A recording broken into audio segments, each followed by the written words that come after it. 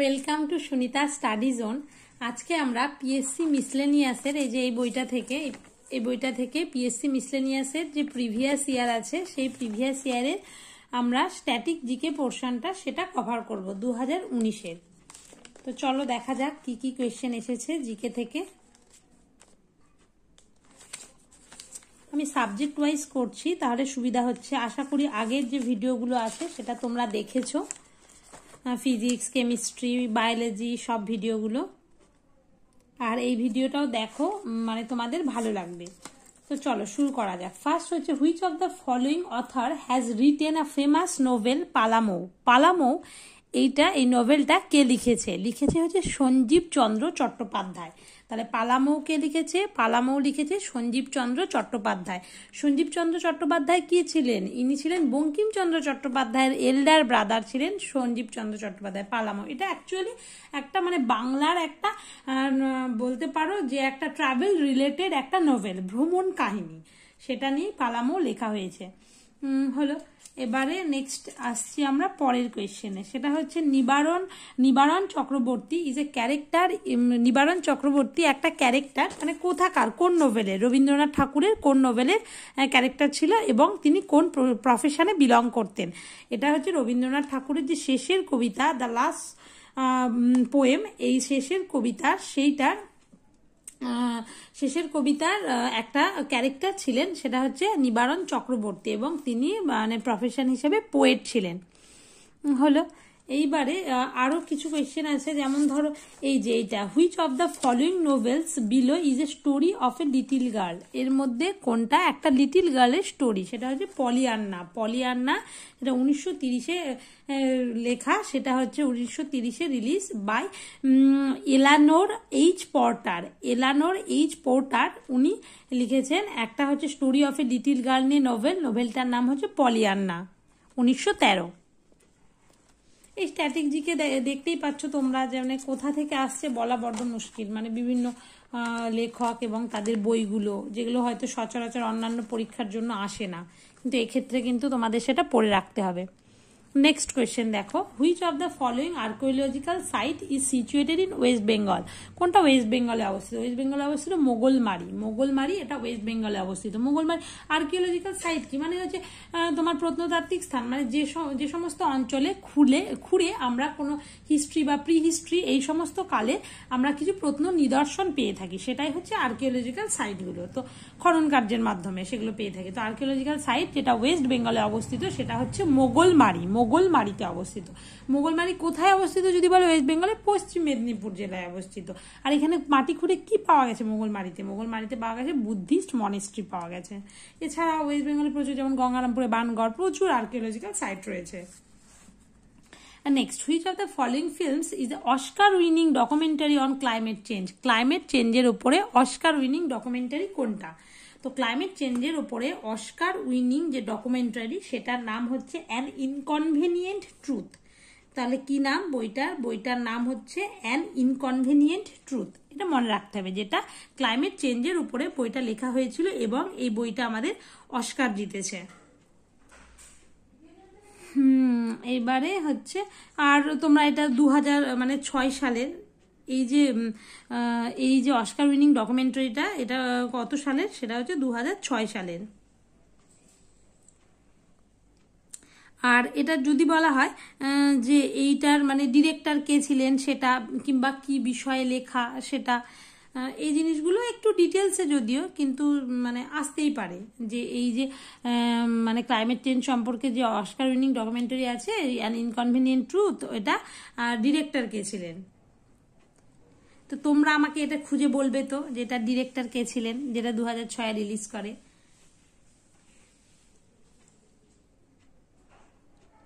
এবারে নেক্সট কোয়েশ্চেনে আমরা চলে আসছি, সেটা হচ্ছে which author wrote the famous novel Savasher গেহু। এটা কে লিখেছে? এটা মুন্সি প্রেমচাঁদ। এটা সোয়াশের গেহু লিখেছে। তো এই নোভেলটা কি ছিল বলতো? মানে প্রচন্ড শঙ্কর একটা সেন্ট্রাল ক্যারেক্টার ছিল মানে এই নোভেলটা। তো উনি প্রচন্ড দরিদ্র একজন কৃষক, তারপর তো লেবার ছিলেন, তিনি হচ্ছেন শঙ্কর। উনি হচ্ছে সোয়াশের গেহু ধার নিয়েছিলেন, তো সেটা নিয়েই লেখা হচ্ছে মুন্সি প্রেমচাঁদের মুন্সি প্রেমচাঁদ একজন হিন্দি এবং উর্দু রাইটার ছিলেন। সুহাসের গেহু কার লেখা? মুন্সি প্রেমচাঁদের লেখা।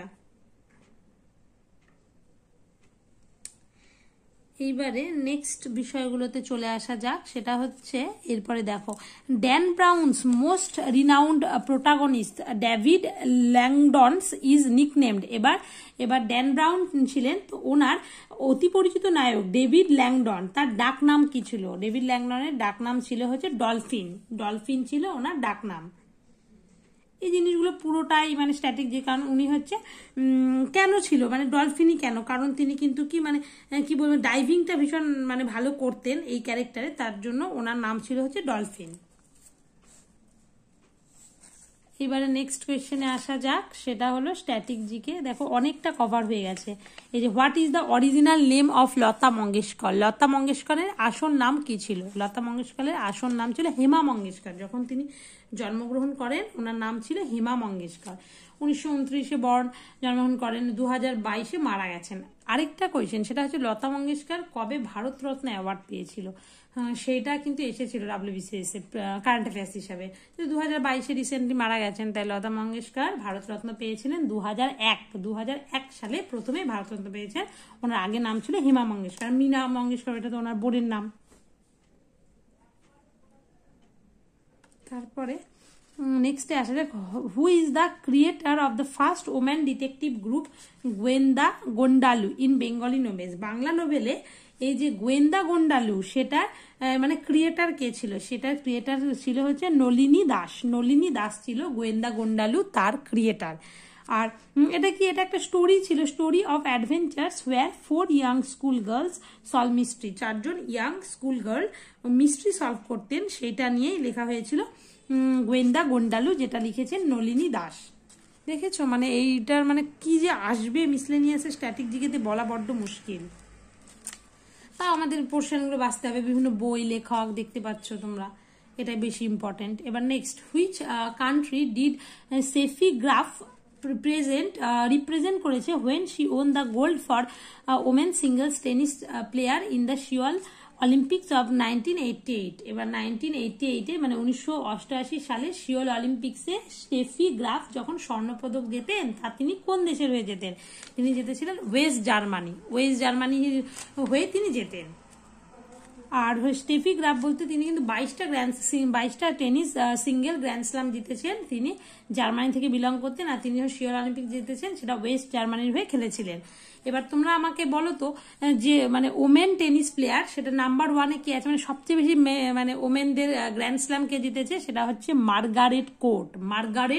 মার্গারেটকে কেউ মারতে পারবে না, উনি সবচেয়ে বেশি মহিলাদের মধ্যে টেনিস গ্র্যান্ড স্ল্যাম, শুধু মহিলা না, মহিলা পুরুষ মিলেও, পুরুষ এখন পর্যন্ত 24টা পেয়েছেন, আর তিনিও 24টা রেকর্ড করে আছেন এখনো পর্যন্ত। কেউ 25টা পেলে ওনাকেও ছাপিয়ে যাবেন। মার্গারেট কোর্ট সেটা ওমেন হিসাবে টেনিসের মানে নাম্বার 1-এ 24টা গ্র্যান্ড স্ল্যাম। তারপর সেরিনা উইলিয়ামস, সেটা হচ্ছে আমেরিকার, উনি 23টা গ্র্যান্ড স্ল্যাম জিতেছেন। তারপরে স্টেফি গ্রাফ উনি 3rd-এ আছেন, উনি 22টা গ্র্যান্ড স্ল্যাম জিতেছেন। এবার যদি বলা হয় men's tennis player, number 1 men's tennis player বর্তমানে কে? নোভাক জোকোভিচ, উনি নাম্বার 1 টেনিস প্লেয়ার। কতগুলো গ্র্যান্ড স্ল্যাম জিতেছেন? 24টা গ্র্যান্ড স্ল্যাম জিতেছেন। মানে সমান সমান কিন্তু মার্গারেট কোর্ট মহিলা আর পুরুষ নোভাক জোকোভিচ, এনারা দুজনই সমান 24টা করে গ্র্যান্ড স্ল্যাম জিতেছে। এছাড়া সেকেন্ড হচ্ছে স্পেনের রাফাল নাদাল, তিনি 22টা জিতেছেন। আর রজার ফেডারার সুইজারল্যান্ডের, উনি 20টা জিতেছেন। এই গ্র্যান্ড স্ল্যামগুলো কিন্তু তোমাদের সবকিছু পড়তে হবে, ভীষণ ইম্পর্টেন্ট। মানে কারেন্ট যেগুলো পায়, মানে প্রথমেই যেটা দিয়ে শুরু হয় অস্ট্রেলিয়ান ওপেন দিয়ে শুরু হয়, অস্ট্রেলিয়ান ওপেন, তারপর অস্ট্রেলিয়ান ওপেন হয়, তারপরে ফ্রেঞ্চ ওপেন, অস্ট্রেলিয়ান ওপেন সম্ভবত হার্ড কোর্টে হয়, তারপর ফ্রেঞ্চ ওপেন হয়, FC ক্লে কোর্টে হয়, তারপর উইম্বেলডন যেটা ওল্ডেস্ট বলা যেতে পারে টেনিস গ্র্যান্ড স্ল্যামের মধ্যে পড়ে, উইম্বেলডন হচ্ছে তোমাদের গ্রাস কোর্টে হয়। আর তারপরে আছে কি US ওপেন, যেটা হার্ড কোর্টে হয়। এই পরপর 4টা ওপেন বললাম, এই 4টা ওপেনে কে কোনটা জিতেছে এটা কিন্তু PSC-র খুব মানে পছন্দের কোয়েশ্চেন, এগুলো জানতে হবে। তার মধ্যে ওল্ডেস্ট বললাম উইম্বেলডন, সবচেয়ে বেশি হচ্ছে গ্র্যান্ড স্ল্যামকে জিতেছে সিঙ্গেল, সেটা হচ্ছে নোভাক জোকোভিচ। আর হচ্ছে মার্গারেট কোর্ট, মার্গারেটকে মারা যাবে না, এটা মহিলা পুরুষ দুজন সমান সমান জিতেছেন, এই আর কি। আর এখানে সেফি গ্রাফকে নিয়ে কোয়েশ্চেন ছিল, উনি ওয়েস্ট জার্মানিতে বিলং করেন। Next, the author of the famous biographical writing The Diary of the Young Girl Anne Frank. আনা ফ্রাঙ্কের নাম তোমরা সবাই শুনেছো, কোথা থেকে বিলং করতেন। আনা ফ্রাঙ্কের ডায়েরি যেটা, সেই ডায়েরিতে এটা সম্পর্কে তোমরা কম বেশি সবাই হয়তো গল্পটা শুনেছো। তো আনা ফ্রাঙ্কের যে ডায়েরি সেটা মানে তিনি কোথায় থেকে বিলং করতেন, কোন আনা ফ্রাঙ্ক, তিনি জার্মান থেকে বিলং করতেন। এটা তোমরা আশা করি এই ডায়েরিটা অনেকেই পড়েছো। তো আমি একটু গল্প একটু এটা মানে গোটাটা না পড়লেও গল্পটা শুনেছি আনা ফ্রাঙ্কের, যিনি জার্মানি থেকে বিলং করেন।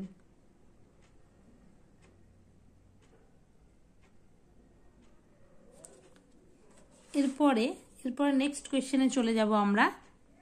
এই যে আনা ফ্রাঙ্কের ডায়েরি সম্পর্কে বলতে গেলে তিনি হচ্ছে the diary of a young girl, often মানে রেফার করা হয় the diary of Anne Frank is a book of writings from the Dutch language diary থেকে, kept by Anne Frank while she was in hiding for 2 years with her family during the Nazi occupation of the Netherlands. নেদারল্যান্ডের Nazi অকুপেশনের সময় যে 2 বছর ধরে বন্দী ছিলেন, সেই সময় ডায়েরিটা লিখেছিলেন। The family was apprehended in 1944 and Anne Frank died of, মারা গেছিলেন তারপর 1945-এ তিনি মারা গেছিলেন। এই আর কি, সেটা কিন্তু ওনার ডায়েরিটা পাওয়া গেছে সেখান থেকেই, আনা ফ্রাঙ্কের ডায়েরিটা। তো উনি কোথা থেকে বিলং করেন, জার্মান থেকে বিলং করেন। Next, which musical instrument of Central Asia resembles Indian instrument sarod. শরদের সাথে কে প্রায় সমান হয়, শরদের সাথে প্রায় মোটামুটি একই রকমের। সেটা কি, শরৎ হচ্ছে আফগান রাবাব বা রুবাব, আফগান রুবাব, ওটা শরদের সাথে প্রায় অলমোস্ট ইকুয়াল বলা যেতে পারে, যে আফগান রাবাব বা রুবাব যাই বলো না কেন শরদের সাথে ইকুয়াল। আর হচ্ছে একজন শরৎ প্লেয়ার বিখ্যাত, নাম কি, উস্তাদ আমজাদ আলী খান, বিখ্যাত শরৎ প্লেয়ার হলো। এবারে from which part of Myanmar do the Rohingyas originally belong to. রোহিঙ্গারা কোথা থেকে বিলং করতে পারতো, রোহিঙ্গারা বিলং করতো কোথা থেকে, রাখিন স্টেট থেকে রোহিঙ্গারা বিলং করতো। আচ্ছা, তাহলে রোহিঙ্গাদের কথা হলো। এইবারে তোমরা আমাকে বলবে যে মায়ানমারের মানে ক্যাপিটালের নাম কি ছিল। মায়ানমারের ক্যাপিটাল ছিল নাফিদাও। মায়ানমার এমএন নাফিদাও, কারেন্সি মায়ানমার কায়াত। এই যে রোহিঙ্গারা ছিল একটা Indo Aryan ethnic group, predominantly follow Islam follow করতো, এবং ইন্দো আরিয়ান এথনিক গ্রুপ ছিল, রিসাইড ইন রাখিন স্টেট, মায়ানমারে বসবাস করত। এইবারে হয়ে গেল। তারপরে নেক্সট কি আছে, এই যে Toba Tek Singh is a story about which historical reality. কোনটা নিয়ে লেখা, এটা পার্টিশন, এই যে যখন ইন্ডিয়া পাকিস্তান পার্টিশন 1947, সেটা নিয়ে তবা টেক সিং, এটা একটা স্টোরি লেখা। এটা কি লিখেছেন, সাদাত হাসান মান্টো। তাহলে কার লেখা, তবা টেক সিং। এটা হচ্ছে সাদাত হাসান মান্টোর লেখা তবা টেক সিং, যেটা একটা স্টোরি। তবা টেক কিসের নাম, সেটা একটা ভিলেজ, পাকিস্তানের ভিলেজের নাম। সেটা পার্টিশন যখন হয়েছিল ইন্ডিয়া পাকিস্তানে, সেই সময় লেখা। তবা টেক সিং এটা হলো একটা উর্দু সাহিত্যিক সাদাত হাসান মান্টোর একটা বহু আলোচিত বিখ্যাত ছোট গল্প, যেটা 1955 সালে প্রকাশিত হয়েছিল। ভারত পাকিস্তান এই যে দেশভাগের পরিপ্রেক্ষিতে, পার্টিশনের পরিপ্রেক্ষিতে এটা লেখা হয়েছিল, এবং দেশভাগের ঘটনা ও রাষ্ট্রের মানবতা বিরোধী নীতিকে তীব্র ব্যঙ্গ করে এবং হচ্ছে শ্লেষাত্মক আক্রমণে বিধে এই লেখাটি লেখা হয়েছে। আর এটা মানে মেন কি বলতো, যখন পার্টিশন হলো, তো পার্টিশন হওয়ার পরে মানে ধরো ভারত এদিকে হলো, পাকিস্তান হলো, তো তখন কি হলো, ওই যে দুই দেশের যে মোটামুটি তাও 2-3 বছর হওয়ার পর দুই দেশ তো ভাগ হলো, কিন্তু দুই দেশের যে পাগলদেরও ভাগাভাগি করার সিদ্ধান্ত নেওয়া হয়। তখন কি হলো, তাহলে হিন্দু পাগলদের ভারতে পাঠাবে, আর মুসলিম পাগলদের যাদের আছে সেটা পাকিস্তানে পাঠাবে। কিন্তু লাহোরের মানসিক হাসপাতালে একজন পাগল ছিল, তার নাম বিশান সিং। তিনি কি করলেন, সমস্ত তার সহবন্দীদের সাথে এই বিষয়ে আলোচনা করলেন, করে সে যেহেতু একজন হিন্দু, তাই তো তাকে ভারতেই চলে যাওয়ার হুকুম হবে। কিন্তু তার বাড়ি তো পাকিস্তানের টোবা টেক সিং এ, এই যে এখান থেকেই টোবা টেক সিং এ ভিলেজের নাম, সেখানে ওই বিশান সিং এর বাড়ি ছিল, যিনি হিন্দু ছিলেন কিন্তু তার বাড়ি আবার ছিল পাকিস্তানে। তার জন্য কি সেই টোবা টেক সিং নামক গ্রামটিতে যেতে চাইবে, মানে হিন্দু কিন্তু সে পাকিস্তানের বাড়িতে নিশ্চয়ই যেতে চাইবে, কিন্তু রাষ্ট্র বা রাষ্ট্রের নীতি এটা তো অনুমোদন করবে না। শেষ পর্যন্ত দেখা যায় যে পুরো দুই দেশের সীমানায় কাঁটাতারের দুপাশে দুপা রেখে বিশান সিং মারা যায়, মানে এই দেশে এক পা এই দেশে এক পা রেখে তিনি মারা যায়। সে মৃত্যুর আগেই সেই জায়গাটাই বিশান সিং এর কাছে হয়ে যায় টোবা টেক সিং। এটাই হচ্ছে টোবা টেক সিং। এর পুরো গল্পটা। এটা বাস্তবে টোবারেক সিং কে লিখেছে, সেটা হচ্ছে সাদাত হাসান মান্টো লিখেছেন।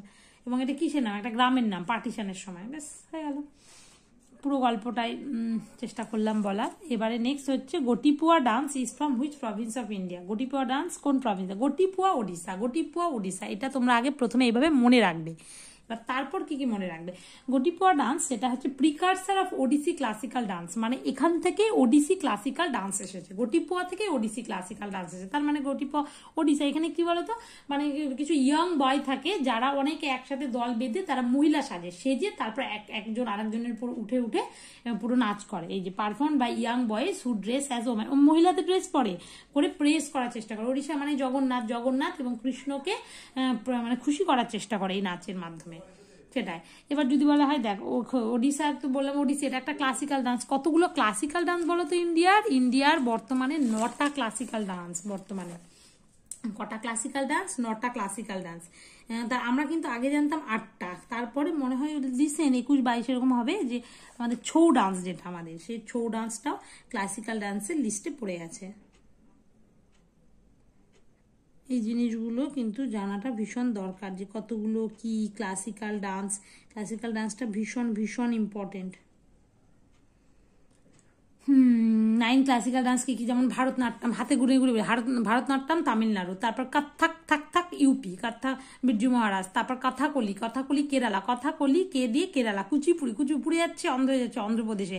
তারপর 5 নাম্বার কি? 5 নাম্বার ওডিসি তো উড়িষ্যা। 6 নাম্বার হচ্ছে তোমার মণিপুরেই থাকবে। মোহিনীঅট্টম হচ্ছে কেরালার। আর সত্রিয় এসে এটা আসামে। আর 9টা লাস্ট যেটা যুক্ত হয়েছে সেটা হচ্ছে ছৌ ডান্স হচ্ছে এটা ক্লাসিক্যাল ডান্স, যেটা আমাদের ছৌ আবার 3 রকমের হয়। যেমন পুরুলিয়ার ছৌ ডান্স, ওয়েস্ট বেঙ্গলের, যেমন ছৌ ডান্সের ক্ষেত্রে আমরা বলতে পারি পুরুলিয়া ছৌ, সেটা ওয়েস্ট বেঙ্গলে দেখা যায়। তারপর ময়ূরভঞ্জ ছৌ, সেটা উড়িষ্যার ময়ূরভঞ্জে দেখা যায়। এবং সেরাইকেল্লা ছৌ, যেটা ঝাড়খণ্ডে দেখা যায়। তাহলে ছৌ ডান্স ওয়েস্ট বেঙ্গল এবং ওয়েস্ট বেঙ্গল পার্শ্ববর্তী ঝাড়খণ্ড, ওড়িশা এগুলোতে দেখা যায়। হলো ক্লাসিক্যাল ডান্সগুলো কিন্তু তোমাদের সব মনে রাখতে হবে খুব ভালো করে। এবং ওই ডান্সের সাথে যুক্ত নৃত্যশিল্পীরা কে কে? যেমন কত্থক বিরজু মহারাজ, এবং ভারতনাট্যমের সাথে উল্লেখযোগ্য কে যুক্ত আছেন। ডান্স ফর্মটা জানতেই হবে, ক্লাসিক্যালটা তো জানতে হবে, এছাড়া অন্যান্যগুলোও জানতে হবে, ফোক ডান্সগুলো। তারপর which novel of Amitabh Ghosh is written about Burma, যেটা বার্মা আর ইন্ডিয়ার রিলেশনশিপ নিয়ে লেখা হয়েছিল। অমিতাভ ঘোষ জানো, বিখ্যাত লেখক অমিতাভ ঘোষ। অমিতাভ ঘোষের যে এমন একটা রাইটিং এর নাম বলো যেটা হচ্ছে তোমার বার্মাকে নিয়ে লেখা হয়েছিল। তাহলে অমিতাভ ঘোষের রাইটিং কোনটা যেটা বার্মাকে নিয়ে লেখা হয়েছিল? সেই রাইটিংটা হলো গ্লাস প্যালেস। জিবি বার্মাকে নিয়ে লেখা হয়েছিল গ্লাস প্যালেস। এছাড়াও কিন্তু অমিতাভ ঘোষের মানে অনেক লেখা আছে। তোমরা আমাকে কমেন্ট করে বলবে যে অমিতাভ ঘোষের কি কি লেখা আছে, মানে কি কি লেখা তোমরা জানো বা তোমরা পড়েছো, কি কি বই পড়েছো। দ্য হাংরি টাইড এটা অমিতাভ ঘোষের। দ্য শ্যাডো লাইন্স, এই যে শ্যাডো লাইন্স এটাও কিন্তু এটাও অমিতাভ ঘোষের লেখা, কিন্তু এটা বার্মা সম্পর্কে লেখা নয়। এই যে হাংরি টাইডস এটাও অমিতাভ ঘোষের লেখা, কিন্তু এই যে হাংরি টাইডসটাও অমিতাভ ঘোষের লেখা। শ্যাডো লাইন্স সেটাও অমিতাভ ঘোষের লেখা, কিন্তু তোমার এগুলো তো এই যে গ্লাস প্যালেসটা সম্ভবত 2000, এই যে 2000 সালে যেটা বার্মা সম্পর্কে লেখা হয়েছে। অনেক কিছুই ওনার ইম্পর্টেন্ট লেখা রয়েছে, উনি ভীষণ বিখ্যাত। এবং 54th জ্ঞানপীঠ অ্যাওয়ার্ড, সেটাও কিন্তু জ্ঞানপীঠ অ্যাওয়ার্ড পেয়েছেন কিন্তু উনি। 54th জ্ঞানপীঠ অ্যাওয়ার্ড ওনাকে দেওয়া হয়েছে। তোমরা আমাকে কমেন্ট করে জানাবে তো যে লেটেস্ট জ্ঞানপীঠ অ্যাওয়ার্ড কে পেয়েছেন। এরপরে নেক্সট কোয়েশ্চেনে যাবো। Which of the following is the ultimate evil character in Harry Potter series? Harry Potter সিরিজে আলটিমেট এভিল ক্যারেক্টারটা কে ছিল? Lord Voldemort. এই সিরিজগুলো তো পুরো আমার দেখা হয়নি, তোমাদের যাদের দেখা হয়েছে অবশ্যই আমাকে বলবে তো কে কে দেখেছো। লর্ড ভলডেমর্ট ইনি এভিল ক্যারেক্টার ছিলেন হ্যারি পটার সিরিজে। Next, which of the following water body is not attach to any sea? কোন ওয়াটার বডিটা কোনো সি এর সাথে, সমুদ্রের সাথে যুক্ত নয়? নাম শুনে বলছে ব্ল্যাক সি, সেটা সমুদ্রের সাথে। রেড সি, মেডিটেরিয়ান সি, সবাই জানে মেডিটেরিয়ান সি, তো অ্যাটাচ নয়। সেটা আরাল সি কেউ নাম শোনেনি, সেটা হচ্ছে অ্যাটাচ নয় সি এর সাথে। এর উপরে আছে কাজাকিস্তান, নিচে আছে উজবেকিস্তান। এটা অ্যাকচুয়ালি মানে সল্ট ওয়াটার লেক ছিল, হ্যাঁ সল্ট ওয়াটার লেক ছিল সেন্ট্রাল এশিয়ার। এবং নেক্সট কোয়েশ্চেন, যে Pandit Birju Maharaj had choreograph for which film কোন ফিল্মের জন্য পণ্ডিত বিরজু মহারাজ তিনি কোরিওগ্রাফ করেছিলেন? তিনি করেছিলেন শতরঞ্জ কি খিলাড়ি, সত্যজিৎ রায় পরিচিত 1977-এ, তার জন্য সম্ভবত শাশ্বতী সেন ওনার জন্য তিনি কোরিওগ্রাফ করেছিলেন। তোমরা সবাই পণ্ডিত বিরজু মহারাজের নাম জানোই যে উনি একজন বিখ্যাত কত্থক ডান্সার। কত্থক কোথাকার বলো তো, কোন রাজ্যের কত্থক? কত্থক ইউপিতে। এছাড়াও শাশ্বতী সেনের জন্য তো করেছিলেন শতরঞ্জ কি খিলাড়িতে, তাছাড়া মাধুরী দীক্ষিতের জন্য দিল তো পাগল হেতে, এছাড়াও অনেকের জন্য করেছেন, দীপিকা পাডুকোনের জন্য করেছেন বাজিরাও মাস্তানিতে, আলিয়া ভাট কলঙ্কের জন্য তিনি কোরিওগ্রাফ করেছেন। Next, Dasht e Margo also known as desert of death, যেটাকে বলা হয় আমাদের মৃত্যু মরুভূমি। তো মৃত্যু মরুভূমি সেটা কাকে বলা হয়? বলা হয় আফগানিস্তান। এটা কোথায় অবস্থিত? মৃত্যু মরুভূমি অবস্থিত আফগানিস্তান। মৃত্যু মরুভূমি কোথায় অবস্থিত? It is situated in Afghanistan. মৃত্যু মরুভূমি আফগানিস্তানে অবস্থিত। Next, who is the creator of the famous Bengali cartoon series Nonte Fonte? Nonte ফন্টের ক্রিয়েটার কি? ছোটবেলা থেকে আমরা সবাই নন্টে ফন্টে দেখেই অভ্যস্ত। আমি তো একদিনও মিস করতাম না নন্টে ফন্টে দেখাটা। তো এটার ক্রিয়েটার কে ছিল? নারায়ণ দেবনাথ, উনি ক্রিয়েটার ছিলেন। নারায়ণ দেবনাথের আর কি ছিল নন্টে ফন্টে ছাড়া? উনি কিন্তু সম্ভবত মারা গেলেন 2022-এ। তারপর হাদা ভোদা, তারপর বাটুল দ্য গ্রেট, আর নারায়ণ দেবনাথের আর ছিল নন্টে ফন্টে। সবার হাদা ভোদা 1962, বাটুল দ্য গ্রেট 1965, নন্টে ফন্টে 1969-এ ক্রিয়েট করেছিলেন। আর লাস্ট আরেকটা কোয়েশ্চেন আছে স্ট্যাটিক জিকে, তাহলে স্ট্যাটিক জিকে কভার হয়ে যায়। স্ট্যাটিক জিকে কিন্তু প্রচুর আসে, তোমরা দেখতেই পাচ্ছ। এবারে, who was the first person from independent India to win a medal in the summer Olympics? Summer অলিম্পিক্সে কে মেডেল জিতেছিল? সামার অলিম্পিক্সে মেডেল জিতেছিল প্রথম, ইন্ডিভিজুয়াল হিসাবে প্রথম মেডেলকে জিতেছিল, যে কোনো মেডেল হতে পারে, ব্রোঞ্জ মেডেল জিতেছিল। সেটা 1952-তে যে সামার অলিম্পিক্স হয়েছিল হেলসিনকিতে। হেলসিনকি কোথায় অবস্থিত? আমাকে কমেন্টে অবশ্যই বলবে। তিনি হচ্ছে গড ব্রোঞ্জ মেডেল পেয়েছিল যে খাসাবা দাদাসাহেব যাদব বা কেডি যাদব প্রথম কেউ যিনি মেডেল জিতেছিলেন অলিম্পিক্সে একটা 1952-তে। এরপরে আসবে মহিলা তিনি কি ছিলেন? তিনি একজন রেসলার ছিলেন। তা কেডি যাদব কি ছিলেন? রেসলার ছিলেন। আর তারপরে আসে যদি বলা হয় যে first Indian woman to win a medal at the অলিম্পিক্সে মহিলা হিসেবে কে প্রথম মেডেল পেয়েছিলেন? ইন্ডিভিজুয়ালের কথা বলছি, এটা কর্ণম মহেশ্বরী মহিলা হিসেবে অলিম্পিকে প্রথম মেডেল জিতেছিলেন 1995। তিনি কে ছিলেন? তিনি ওয়েট লিফটার ছিলেন, একজন ওয়েট লিফটার, কর্ণম মহেশ্বরী হলো। এবারে যদি বলা হয় যে ফার্স্ট অলিম্পিকে গোল্ড পেয়েছেন কে? ইন্ডিভিজুয়াল গোল্ড পেয়েছে অভিনব বিন্দ্রা ফার্স্ট অলিম্পিকে গোল্ড পেয়েছেন। আর একটাও আসতে পারে যে ফার্স্ট অলিম্পিকে প্রথম গোল্ড পেয়েছে ইন্ডিয়া দলবদ্ধভাবে, সেটা হচ্ছে হকিতে 1928-এ। এই কোয়েশ্চেনটাও আসে। এছাড়া অলিম্পিক্স সম্পর্কে অনেক বিষয় আছে বলার মতো, তো পরে যদি কখনো আলোচনা করি। প্রথম কবে কি শুরু হয়েছিল এগুলো বিসিএসে এসেছিল, আগে কবে শুরু হয়েছিল, বর্তমানে কবে শুরু হলো, তারপরে অনেক কিছু আছে অলিম্পিক সম্পর্কে বলার মতো। তো এরপরে যদি কখনো এরকম কোয়েশ্চেন পাই তাহলে অবশ্যই আলোচনা করব। আর তোমাদের ভিডিওটি কেমন লাগলো অবশ্যই কমেন্টের মাধ্যমে জানাবে। আর ভালো লাগলে লাইক করবে, কমেন্ট করবে, শেয়ার করবে বন্ধুদের মধ্যে, আর অবশ্যই চ্যানেলটি সাবস্ক্রাইব করবে। ধন্যবাদ।